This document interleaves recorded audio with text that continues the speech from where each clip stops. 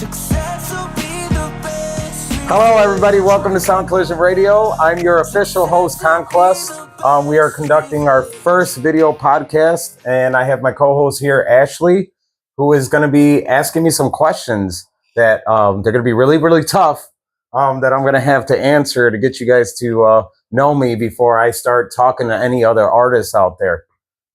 Fire away. Oh, well, you want to start easy or you want to start hard? Man, I didn't know this was going to be a grill session. Wherever you want to start at, that's perfectly fine with me. Well, let's just start with a simple question. What was your inspiration for all this? Music. My inspiration for music or for doing this? For doing this and the music. Well, I'll start with the music. The reason I was inspired to do music, since I was a kid, it was actually because of my grandfather. We're Puerto Rican. In our culture, we do this thing called baranda. And that's where it's basically caroling around the holidays, where we just show up at people's houses, instruments and all. It could be 1 o'clock, 2 o'clock in the morning, show up at your house, and it's just a big group. We just start playing music, and I thought it was just beautiful because there was no rehearsing, there was no nothing. It was completely natural. And no one was ever angry if we show up at their house that early in the morning, that late at night, whatever time it was.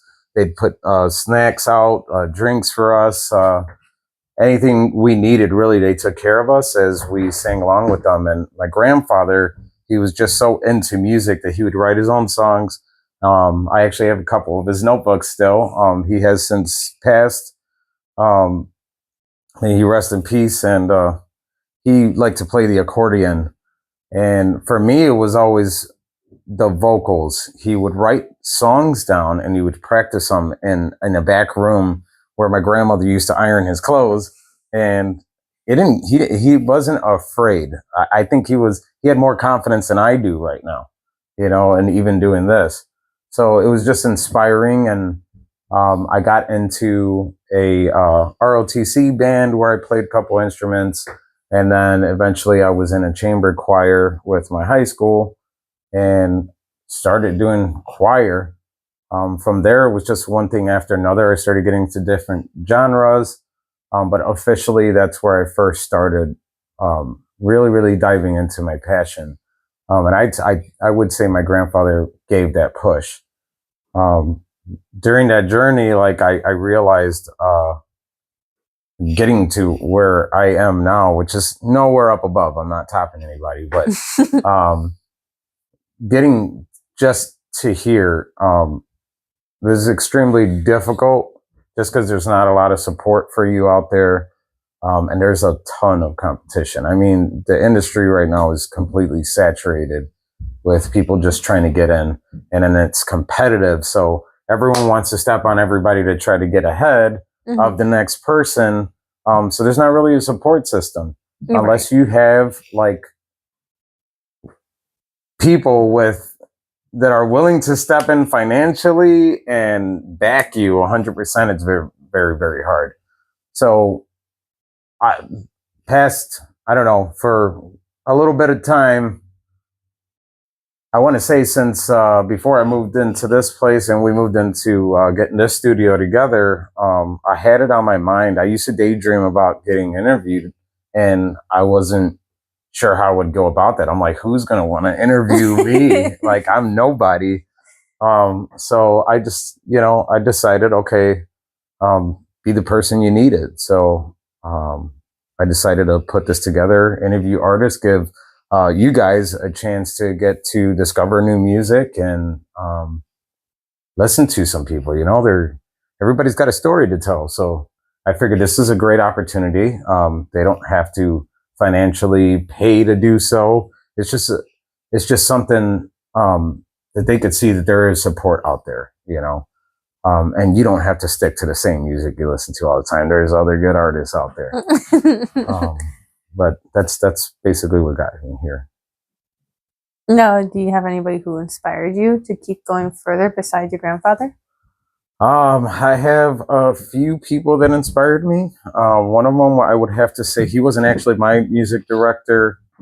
But I had there was a music director in my high school. His name was Mr. Pons. Um, he was passionate. He directed me for a little bit. I don't know how to read music notes. I can't even try it. But they've tried to teach me, and I failed at it every time. But if I heard a sound, I could mimic it. Give me an instrument, tell me which buttons to push. I can mimic it very easily. So the ROTC department actually hired this guy to come and make sounds with his mouth so I could play this huge instrument called the baritone. And he, just make the sounds. And I'd sit there and I would just go along with him. He wasn't physically playing an instrument himself for me to hear it so I could copy it. He was literally doing it with his mouth. And we went on to, win competitions that way. And it inspired me because his heart was fully in it to get me there. He saw that I had potential to help our band because the baritone players were right in front in the competitions. So I'm like, man, this guy. Were you guys in front because you guys had more bass in your? Yes, there was so much more bass. It kind of it carried the rest of the music. I don't even know how, but it was just the first time he heard me, play the instrument, just make a sound out of it. It was louder than it normally is. So he really, really liked that. He's like, I think we can do this. And he pushed and we went on to win a competition, and I truly got inspired by that. Ludacris actually inspired me. How he started out going out to the street selling his own CDs. He didn't actually have the financial support or anything to get to where you guys see him today.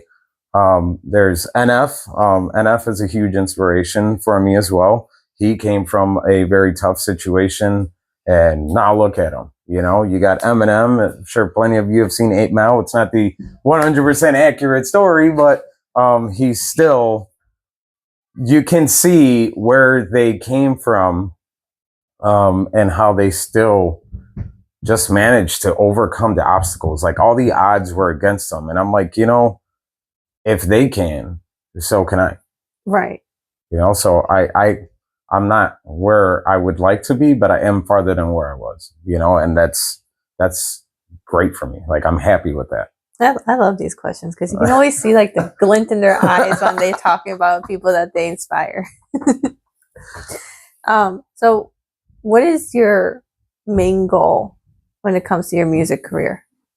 My music career right now. So I'm not going to lie. I'm sure all other artists have felt this way, where you envision yourself on stage and you want this crowd just screaming, singing along with you and stuff. And it used to be that way for me.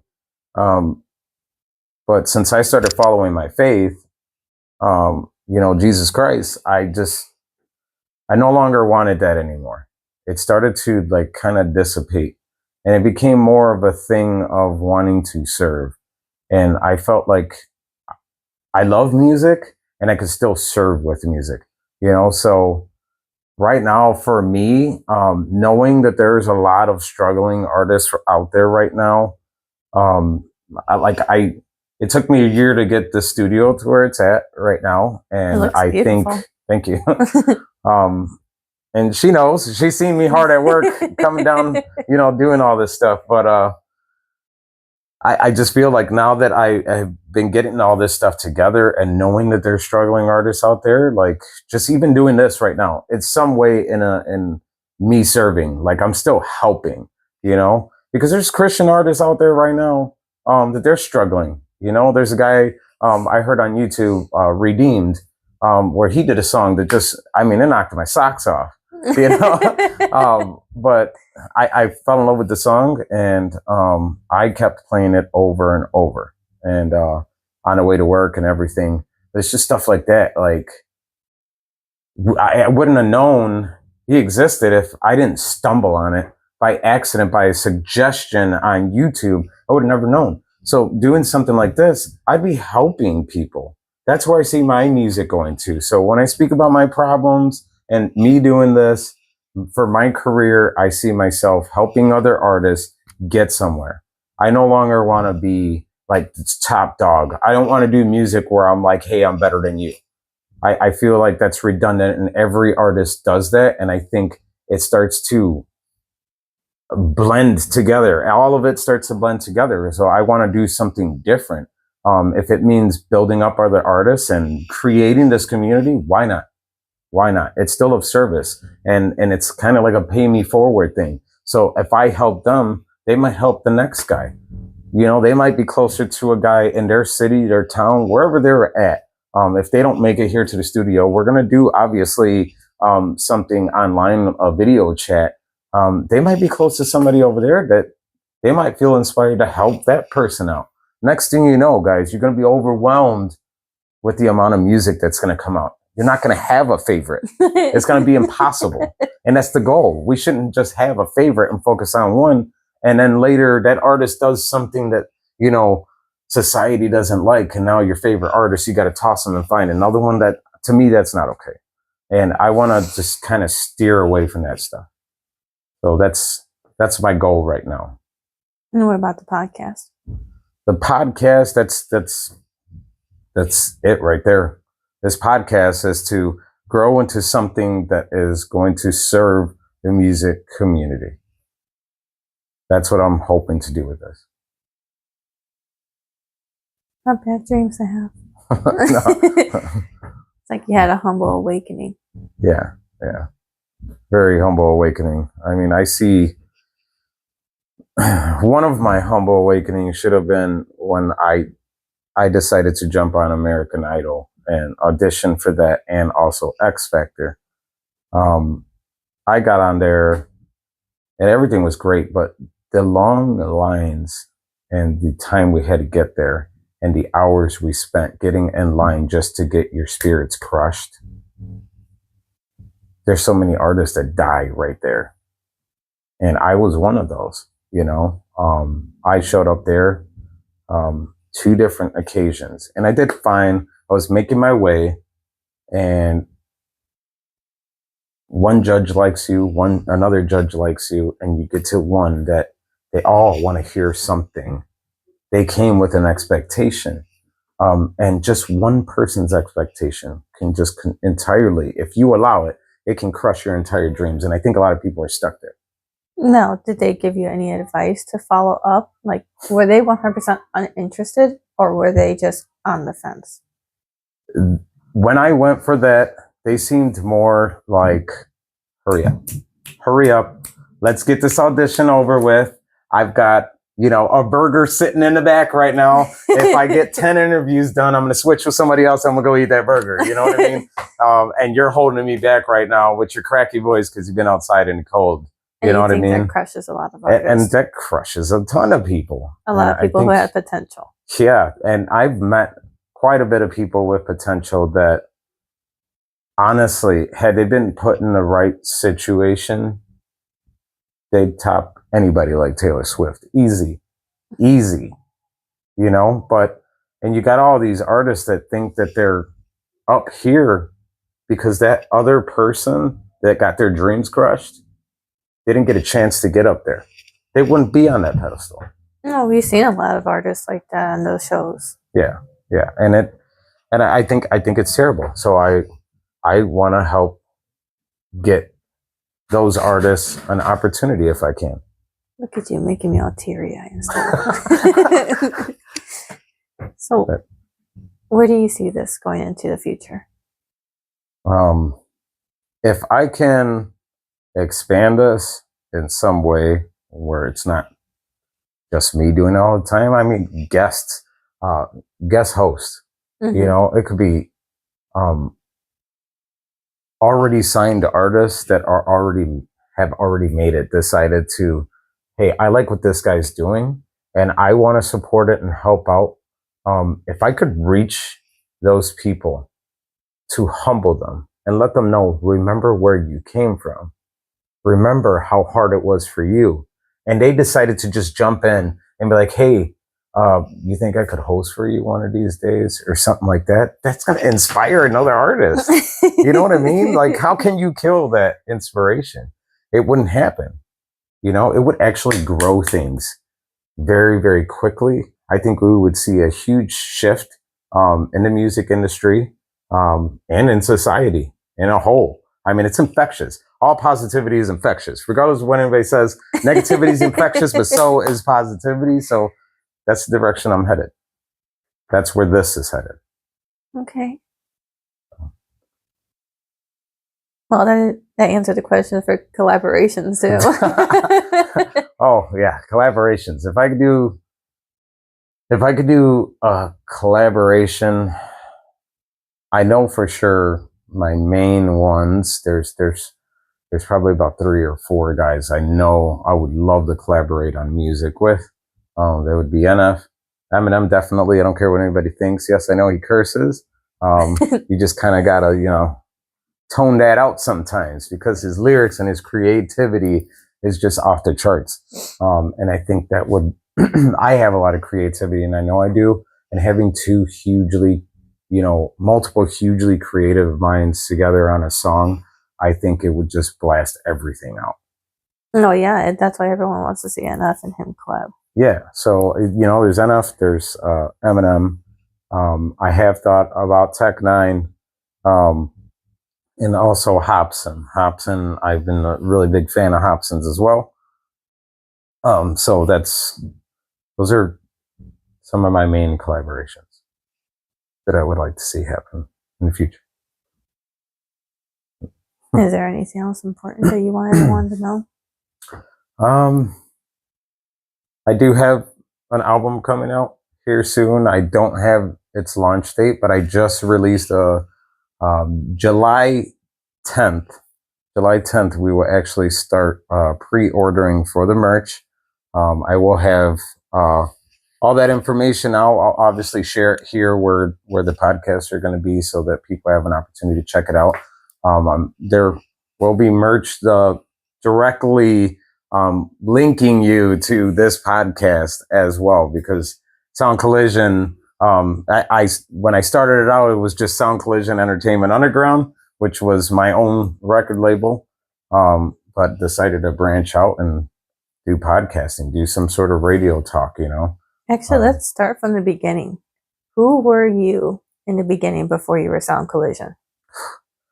Oh, that's an embarrassing one. I actually got made fun of for it.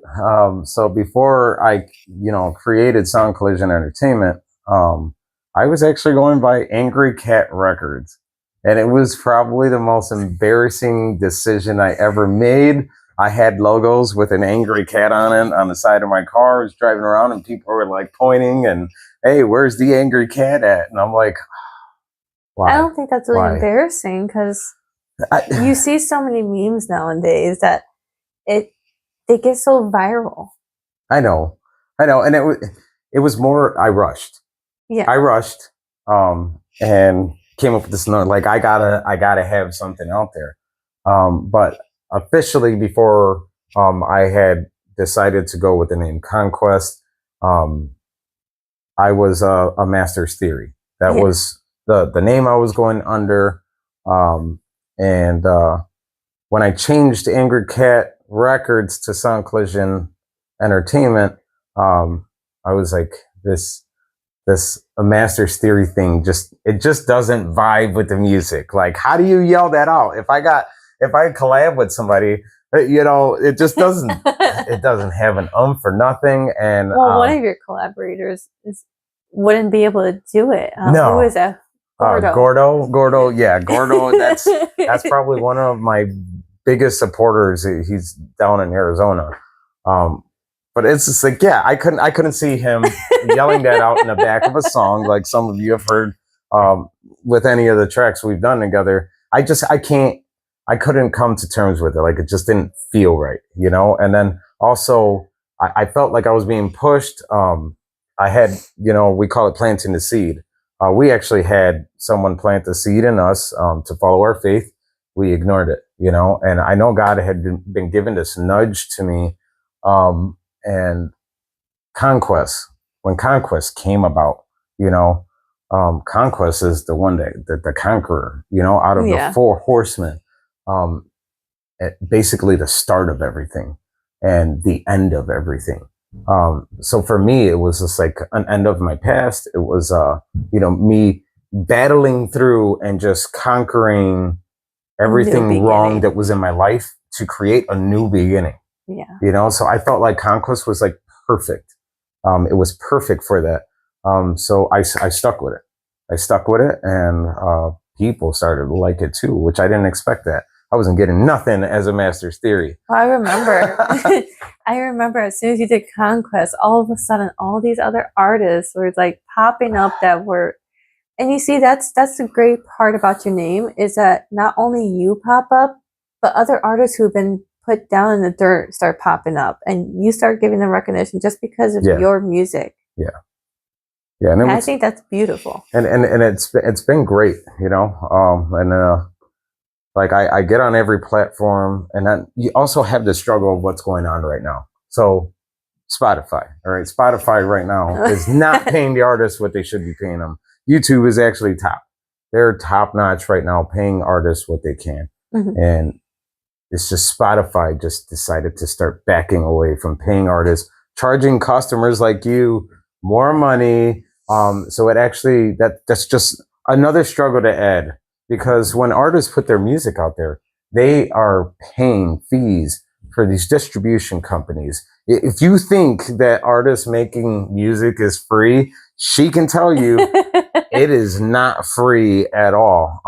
And it's actually a struggle. Like sometimes it will create delays. If I'm making music, it'll create a delay to where I can't get my music, an album released on time because I got bills to pay. And every other struggling indie artist out there has bills to pay. The way you say it, like it was the doom, end of the world. It is doom, you know, and that's just the, you know, congratulations if you have a ton of money, but I'm sorry, it still is the root of all evil. You know, regardless of what anybody wants to say, more money, more problems, you know, and it's the truth. Well, it's like we tell our kids all the time, money's not going to make you happy. No, it's not going to make you happy, you know?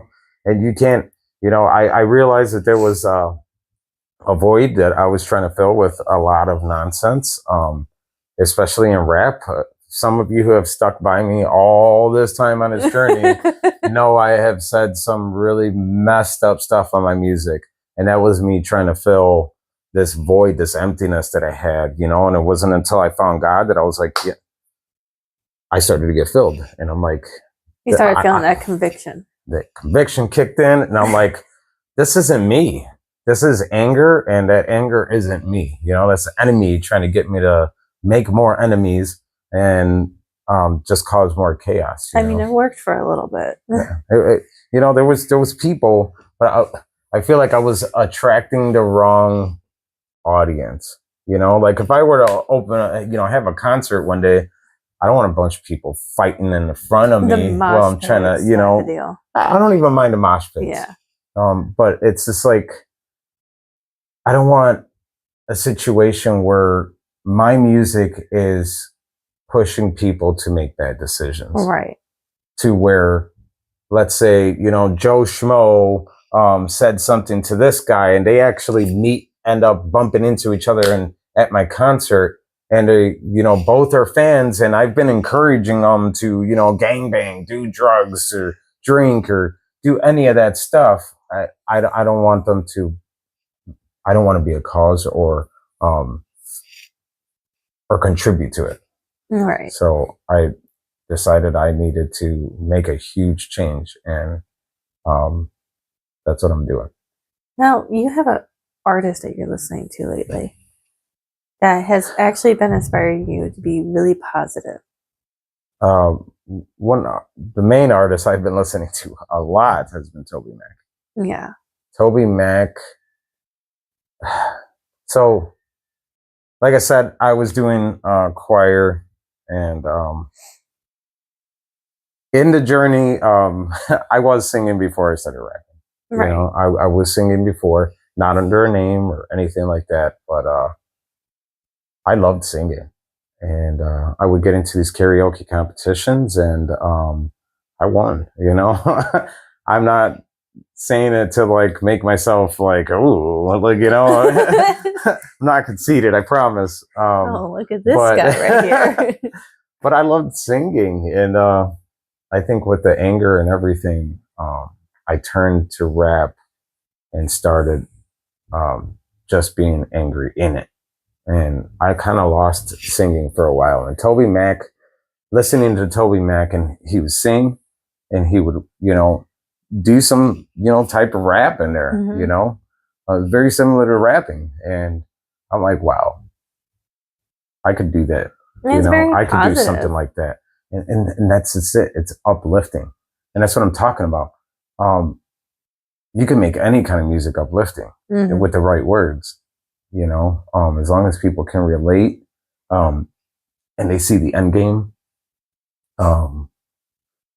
or like you getting past certain things, that is hope that you're giving to them. Right. So Toby Mac has definitely inspired me to like really dive in, you know, and work on some things, but that's to be announced at some other time. Right. We don't want to give too much. 'Cause, I'm not gonna you do give too have much. you do have another album coming out. Yeah. I still got this album that I got to finish right now, before I jump to different things like I did with this thing, you know. Just keeping myself busy so I don't, you know, keep yourself busy. It's very important to keep yourself busy.